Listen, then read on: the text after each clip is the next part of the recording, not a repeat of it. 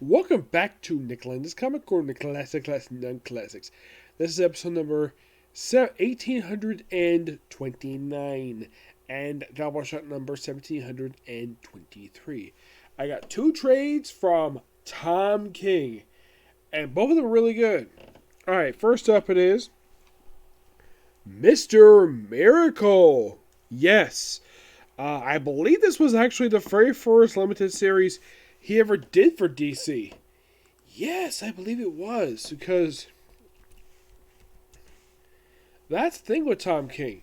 This is probably, for some people, the first limited series people could think of that he worked on. Oh yeah, definitely. Because he's worked on a bunch of others. And as far as I can tell, the only book I do kind of agree with the criticism for, I mean, this is the first major one he did. Oh yeah, definitely. It's the first big one he ever did. Of course, currently he's working on books like Batwoman, Catwoman, and he's also doing The Killing Time.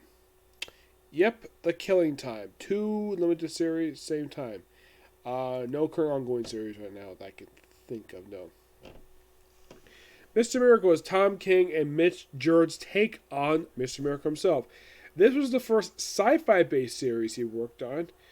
Now, he also worked on Strange Adventures. That came after this one. This was before that. Now, you should notice basically the cover for this thing is like, it's very staticky. It's like that in the book. There is, now the opening issue, here's kind of the thing, the first issue of the series. Mr. Miracle attempts suicide in the first issue by slitting his wrist.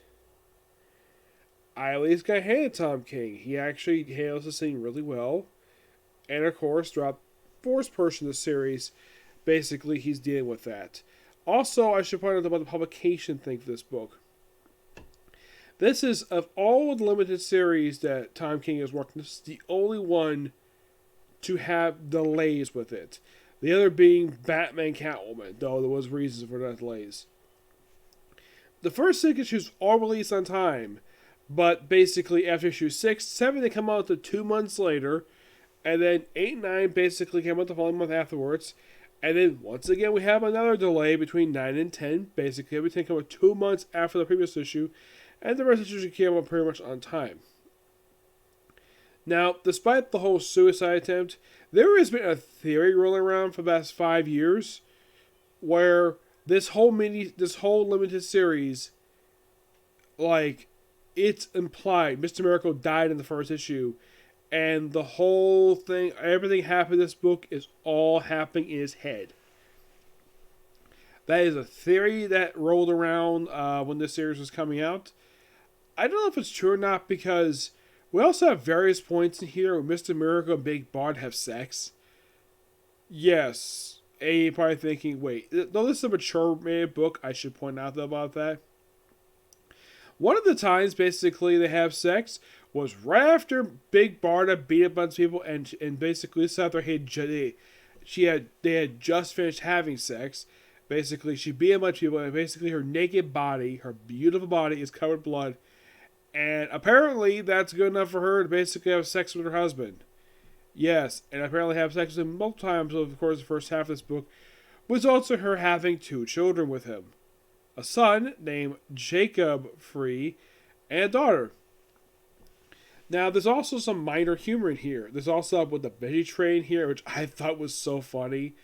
And the whole thing have been put on trial. And this I thought was kind of weird. Apparently, Orion is the ruler of New Genesis, which makes no freaking sense. Because we do see Mr. Miracle's biological father show up in the first issue, and then he's not seen again until like the final issue for like no explained reason. And you're thinking, okay, Mr. Miracle, Jack Kirby character, do the female figures pop up in the series? Yes. Granny Goodness? Yes. Desaad? Yes. Does his adoptive father, Darkseid, does he pop in the series? Yes. Calabac? Yes. G. Gordon Godfrey? Nope. He does not. That's one character that does not pop up in here. Surprisingly, Oberon, he does pop up in the series too. It's implied he's dead in the series. Yes, it's implied he's dead. It's not real explanation for it. It's just that he shows up in the opening issue for this book, which, by the way, he also popped up in the original first issue. Which, they have an Easter egg in this book that pops up a lot throughout the series, where you have Mr. Miracle and Big Bard on a couch. You have Mr. Miracle lying in his beautiful wife's lap, using his wife's lap as a lap pillow. And on the wall behind him is basically issue 1 of Mr. Miracle. His first appearance in the comics. Which is also the first appearance of the original Mr. Miracle, who he assumed identity from after he was killed by gangsters in the first issue. The Jack Kirby written and drawn issue, which Jack Kirby also did the inking, the editing, and the coloring. He did all that by himself. One of his 4 New Gods books he worked on. Along with New Gods, Fair People, and Superman's pal Jimmy Olsen, which introduced Darkseid. So basically, Tom King throws in pretty much everybody associated with the Jack Kirby franchise in this book. Heck, even Light Ray is here. Yes, Light Ray. Excuse me. And probably by far the most obscure person is Bug. Yes, the Forger. Who even had his own miniseries during the whole Young Animal imprint, which was written and drawn by Mike Aldred. Yep. And this was the next book he appeared in. And the way it's written here, it seems like Mr. Miracle sees Bug, and it's like appearing in a couple issues. He sees him one of his closest friends, outside of basically people related to Justice League. The weird thing related to this book is, outside of the Jack Kirby created characters, you probably think, okay, is there any appearances by the actual DC superheroes in this book? Surprisingly, no. It's basically very self-contained. The veggie trade thing I think is quite hilarious. Like, oh, we need veggie for everything, including breaking 1-2 Apocalypse for some reason. There's the 2 hilarious bits with Darkseid here. He pops up here. And the first thing you see him do is eat a carrot. I found it to be so funny. And of course, Mr. Miracle brings his beautiful smoking hot wife, Big Bard, and their newborn baby with them, who's already crawling at this point. So he crawls around, and of course, Darkseid tells Darkseid, bring your child to me. And he does. Mr. Miracle doesn't hesitate to bring his own child to show the Darkseid. And of course, Jacob's like grabbing his face. I thought this was so funny and adorable at the same time. Darkseid, a dictator and a despot, is playing with the baby. Okay, and he doesn't do anything terrible. The baby just holds it. Well, he does have experience due to the fact he has 2 sons of his own. Orion and Calabac. Yep. Calabac, I believe, was the firstborn son of his, and Orion was the second one. If I remember from stories related to Calabac, basically for his backstory, where his mother was somebody Darkseid really loved. She was a sorceress who Darkseid's mother rejected. So Orion's mother was somebody he was arranged to marry, even though he wanted to marry this other woman. Though he had having 2 wives anyway, so yeah. So, and also during this book, now there are several points basically where you have Scott Free being a very good father to his son and later on his daughter. And it is nice, though, that the female Furies, despite the fact they really want to kill Scott Free for taking away Big Barda. But here's the thing. Basically, you have, I think it's like Crazy Harriet, I believe it is. The one who's the older woman in the group. Where she gives Mr. Miracle a very special not to cut the umbilical cord because of course that Big Barda is from Apocalypse. Apparently the way it's shown here, it looks like that the utensils used to cut the umbilical cord are not strong enough. But a knife from Apocalypse is for some reason. And Mr. Miracle gives it back to her. No problem. And she's like, oh, yeah, thank you. Thank you for letting me use this. That's cool. I was going to use it to kill you anyways. Yes, seriously. She nonchalantly said she was going to kill Mr. Miracle because they're enemies. And the whole thing, he brings in the limited series here that Scott Free is not his actual name. He does not know what his actual name is. He says Granny Goodness gave that to him. And for some reason, when he goes to Apocalypse, he's not arrested for breaking down Granny Goodness' like orphanage, which I've heard is basically was a hellhole. Well, the reason why is because Trinity as the diplomatic envoy from New Genesis. And they do have one confirmed death in this series. Orion. Yep. He does die in this miniseries. He died in this book. Do not know why they attempt to kill him off for, but they do.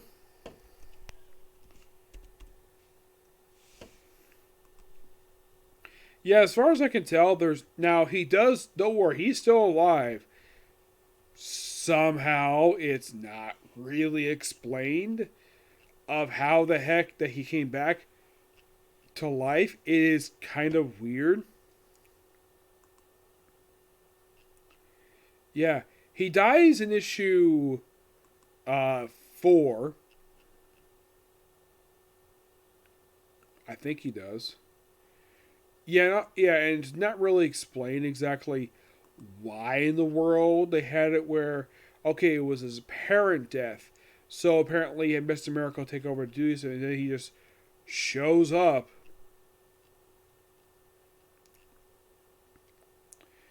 In a vision, though he is apparently alive by the end of the miniseries. Though he does pop up a source of freedom. Yeah, how the heck he survives while he went through this book is never actually explained. At one point, he's part of the Just Like Odyssey book. He came part of the book with issue 13. That's when he came in. And he basically was part of the group to the final issue.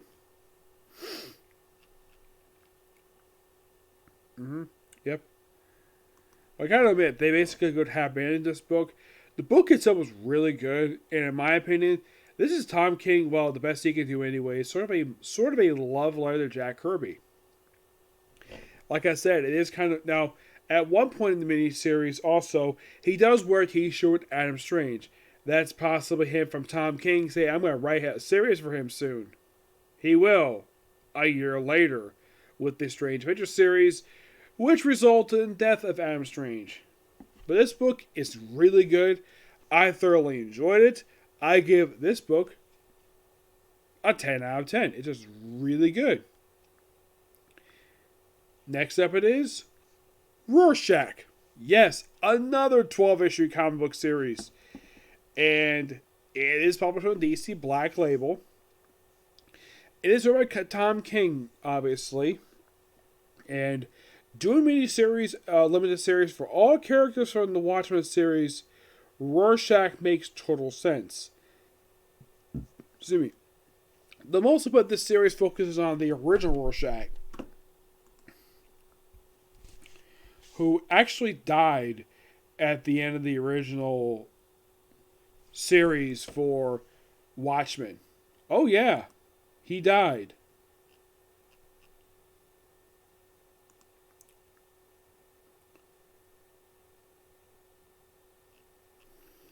There are flashbacks to him.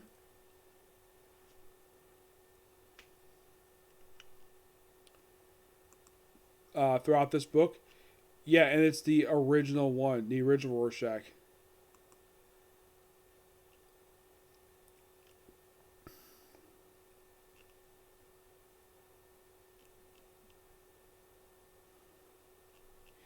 Yeah, they have a Rorschach die in the first issue. Yep.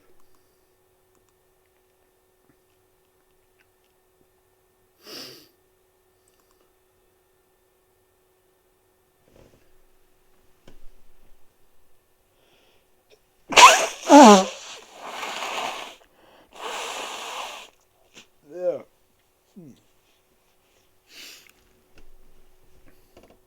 This book even had Frank Miller. Yes, Frank Miller, the comic writer, become Rorschach. Yeah, I'm not really sure why they decided throwing Frank Miller in this book, but they did.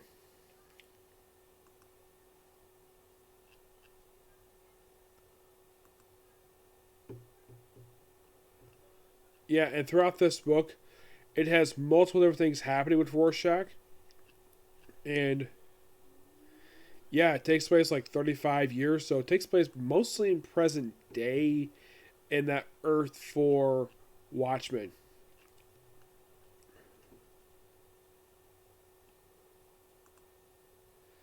We also have this teenage character named The Kid.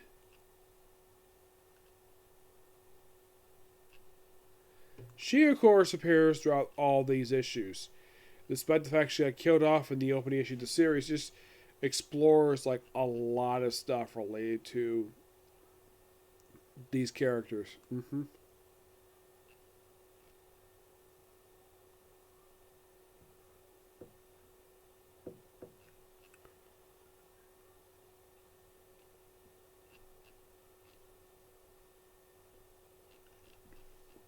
Yeah, it's just a great series to read, and I do recommend it. It's just really good. I like it. Yeah. It's not necessarily a bad series per se. It just basically focuses on Rorschach, and the only reason why this book existed was because of Doomsday Clock. Yep. That was mainly the reason for this book's existence.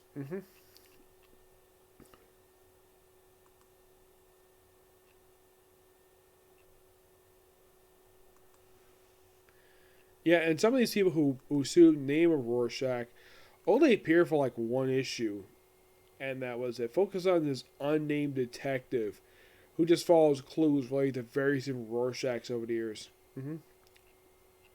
These are references to the Squid Invasion in this book. Yeah, but I just recommend basically just read the book. It's just really good. I enjoyed it. It was really good. I give this book I'm gonna give it 9.5 out of 10. It may not be good as Mr. Miracle, but it's still really good. Nothing bad about this book. It basically, the best way to describe this book is that it definitely feels like a Watchmen sequel. The focus is on one character. Yeah, focuses on one guy.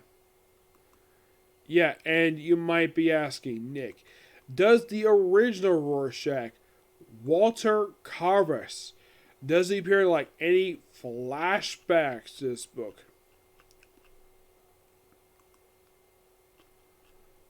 Well, here's your answer for that. He never appears in this book. He doesn't? Nope, he doesn't. Not really sure why. Though this was also the second book for Rorschach himself, because there was the For Watchmen Rorschach series done by Brian Azzarello and Lee Majiro. Yep.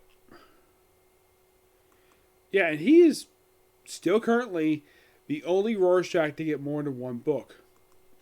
Yeah, and the current Rorschach is Reggie Long.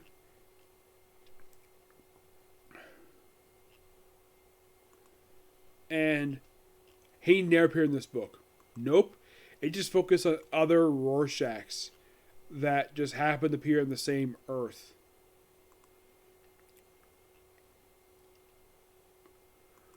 Per se. Yeah.